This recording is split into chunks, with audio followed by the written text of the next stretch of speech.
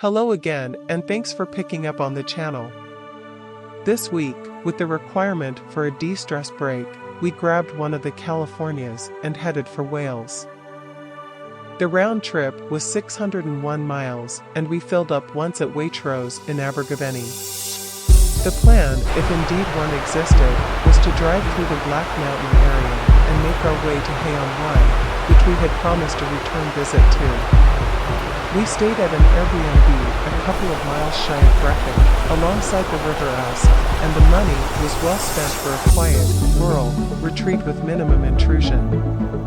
As you can see from the video, the weather was somewhat erratic, but it would be unfair to say that it always rains in Wales, as upon our return, we were advised of the absolute drenching Norfolk had had in our absence. So on the whole day following our arrival, we headed to Brecon, which was, to say the least, an absolute eye-opener. Worth a trip if you are ever in the area, and comes complete with a cathedral and decent retail outlets.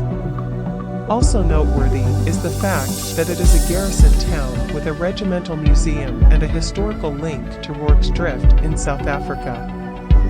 About a mile upstream from where we were staying was the Brynick Aqueduct, a scheduled monument dating from 1801, which carries the Monmouthshire and Brecon Canal across the River Usk at right angles, presumably to save on construction costs. We thought we had seen a massive trout leaping from the river catching flies, but, on reading the panels in Brecon, it appears these are in fact Atlantic salmon. Who knew? It was then on across the hills to unwind, which straddles the England-Wales border. A town we have visited before, but this time we had the opportunity to look around the town and the castle. Clearly well known for its bookshops, it was, in fact, the castle that stands out as the primary visitor attraction with some absolutely stunning refurbishment. Catering was freshly baked, still hot, chicken, ham, and leek pie from the butchers, tackled with gusto in the car parks with a brew. Life does not get much better than that.